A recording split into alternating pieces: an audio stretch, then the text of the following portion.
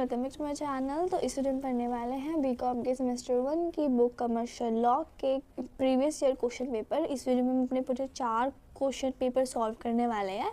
इसके जो आंसर होंगे वो मैं चैनल पे भेज दूंगी या फिर मैं अपने कमेंट सेक्शन में पिन कर दूंगी, तो वहाँ से आप देख लेना। तो पहला क्वेश्चन है, define the term consumer under consumer protection act 2019।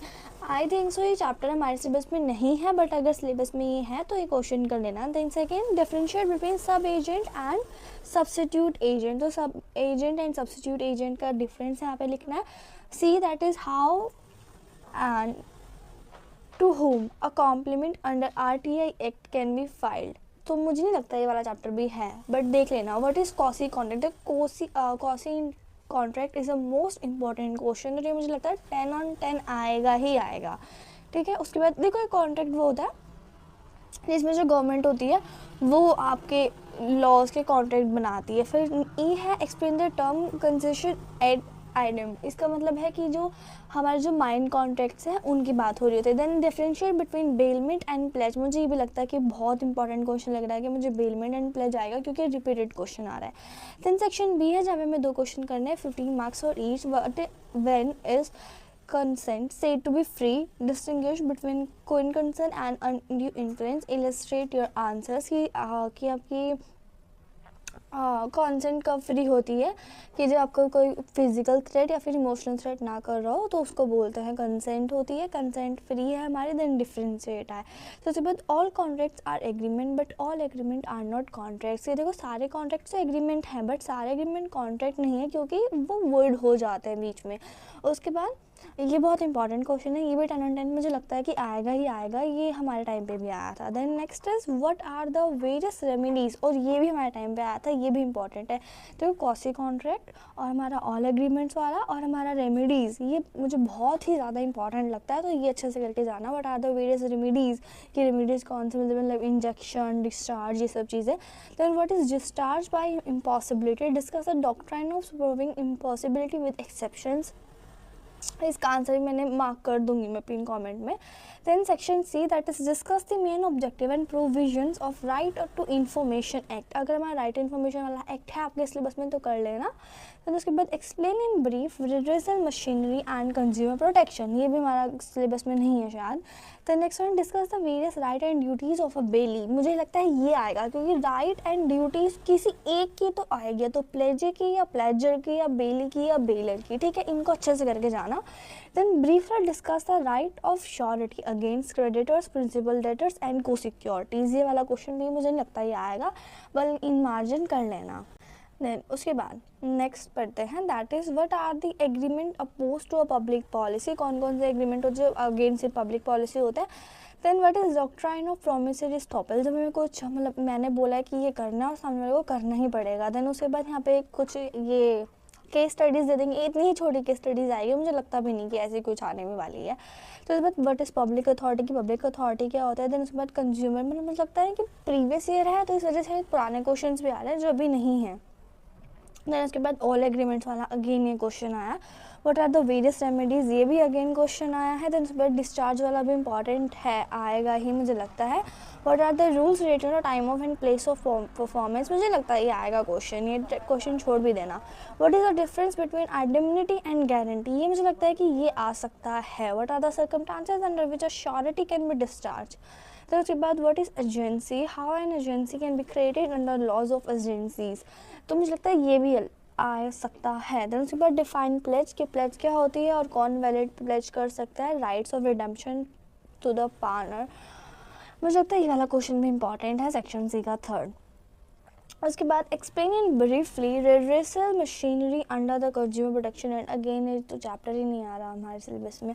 तो उसके बाद व्हाट इज कॉसी कॉन्ट्रैक्ट की जो गवर्नमेंट करती है। तो उसके बाद state the exceptions to the rule no consideration no contract. Consideration यहाँ पे अगर ऐसा कोई क्वेश्चन आ गया ना कि आपको ये स्टेटमेंट मतलब डिफाइन करनी है या एलैबोरेट करना है, तो यहाँ पे उस स्टेटमेंट के बारे में जो भी आपको कुछ बता है वो सब लिख दो। जैसे कि नो कंसिडरेशन नो कॉन्ट्रैक्ट, इसका सिंपल मतलब है पैसे नहीं दोगे तो कॉन्ट्रैक्ट नहीं होगा।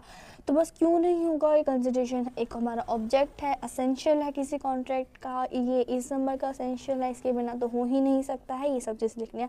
State the position of a minor, ये माइनर वाला भी इंपॉर्टेंट लग रहा है मुझे, आएगा। देन उसके बाद who is consumer according to consumer protection act, then section B all contracts, again वही same question. Then define capacity of contract according to section 11. Then next है what is consent is said to be free, कि free कब होती है. Then difference बताना है under influence and concurrence. Then उसके बाद what do you mean by discharge of contract, ये देखो एग्रीमेंट वाला, कंसेंट वाला और डिस्चार्ज वाला और रेमेडीज़ वाला और कॉसी कॉन्ट्रैक्ट तो 100% आपको करके ही जाने हैं।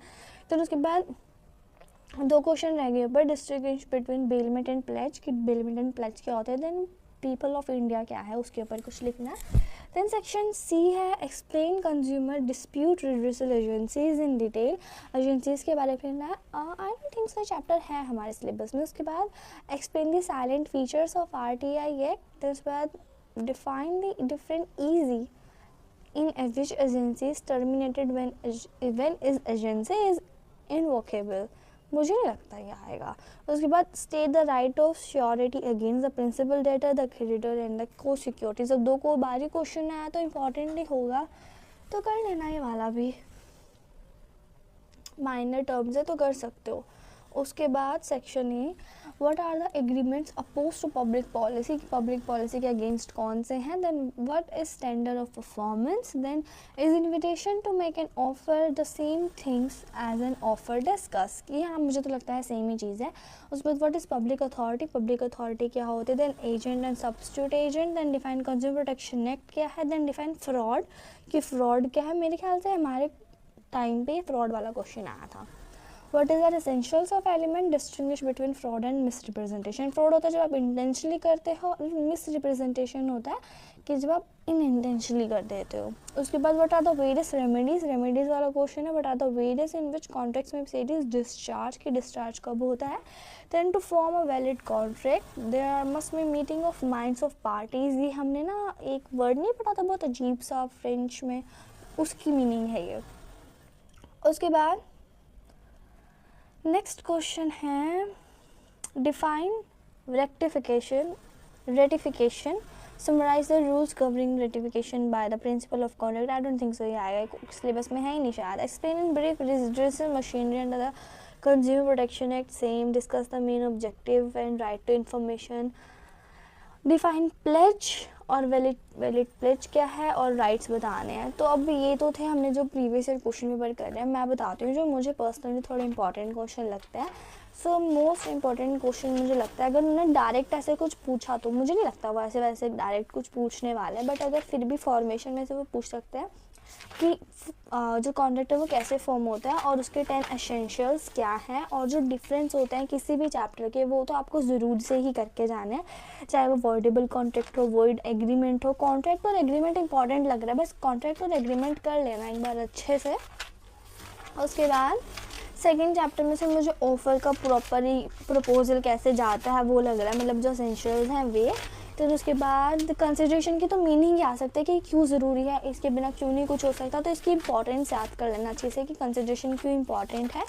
उसके बाद कंपेटेंसी ऑफ द पार्टीज़, एक मेरे टाइम पे ये वाला क्वेश्चन भी आया था कि मतलब पार्टीज देखो 3 थे ना, माइनर था और 18 मेजॉरिटी होनी चाहिए, और एक माइनर था और 2 और थे कि वो अनसाउंड नहीं होना चाहिए, और एक और था। इन तीनों पे नोट लिखने के लिए आया था और वो बहुत ज़्यादा इंपॉर्टेंट है, ये भी कर लेना, ये तो आपको ऑल टाइम करना ही पड़ेगा।